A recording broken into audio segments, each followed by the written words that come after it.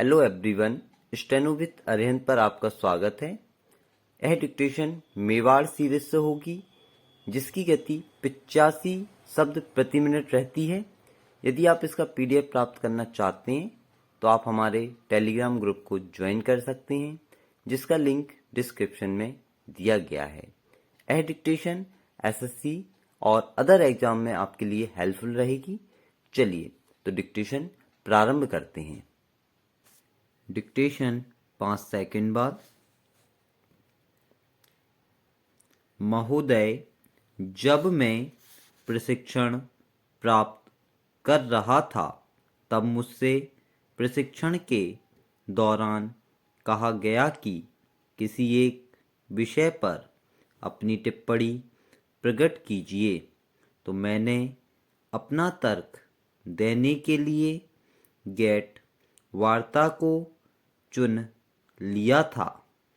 Gate यानी आयात निर्यात एवं व्यापार पर आम संधि जनवरी 1948 से प्रभाव में आई। आजकल इस संधि के तहत वार्ताओं का 8वां दौर चल रहा है।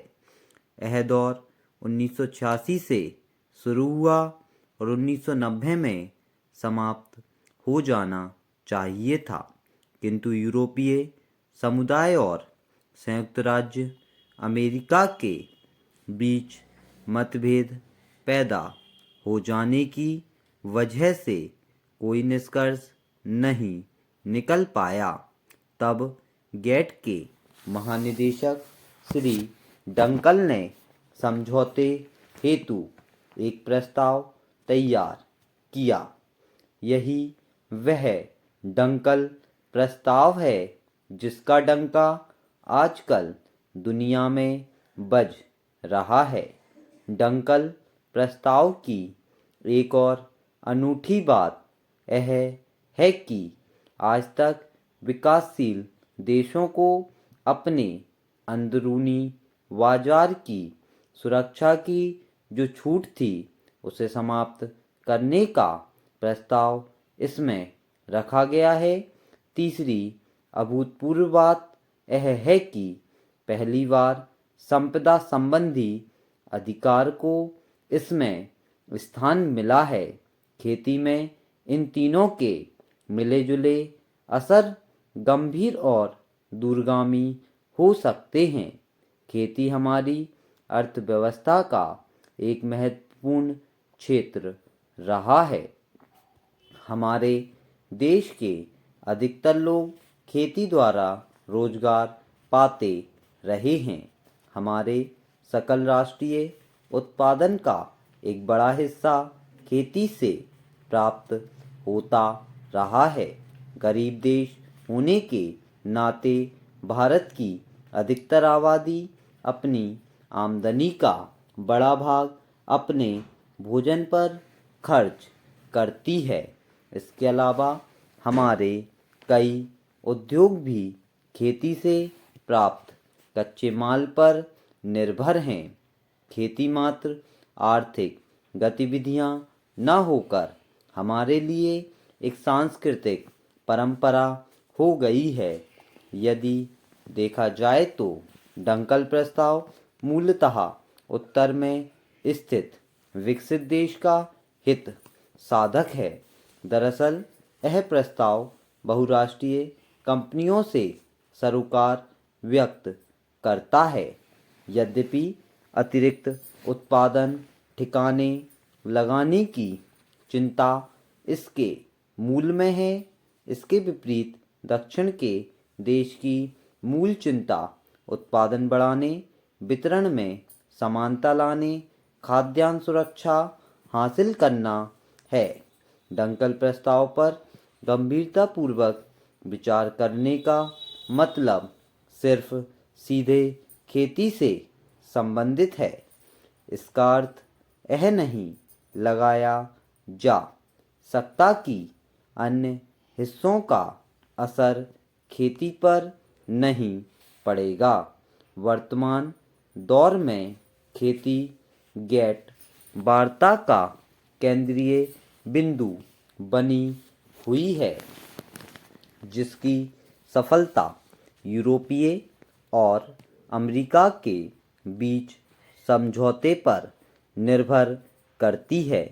आज तक खेती को गैट धारा से मुक्त रखा गया था। कृषि पर अंतर्राष्ट्रीय व्यापार की शर्त लागू नहीं होती थी। ऐसे में आज यदि खेती एकदम से केंद्र बिंदु बन जाए तो ऐसा लगना स्वाभाविक है कि शायद खेती एक ऐसे संकट में फंस गई है जिसका अलग अलग पड़ गए राष्ट्र अपने आप कोई हल नहीं खोज पा रहे हैं।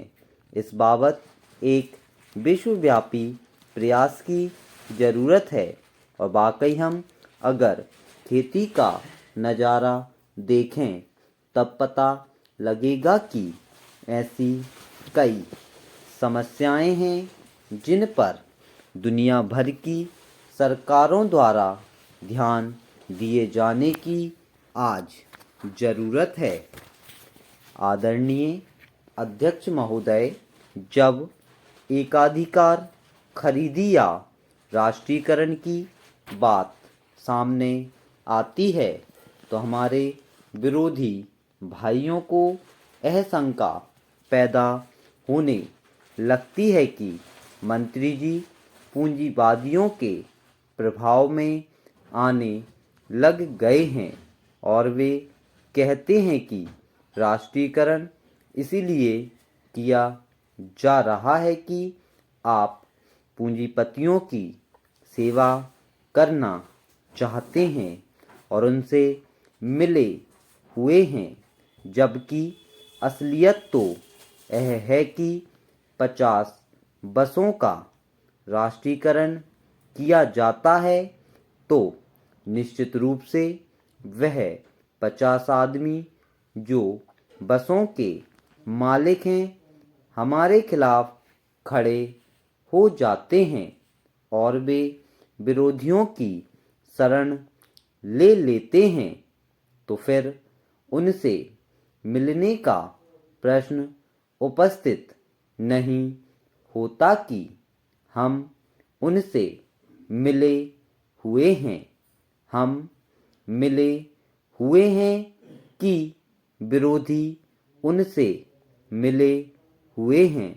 वे चाहते हैं कि राष्ट्रीयकरण ना हो।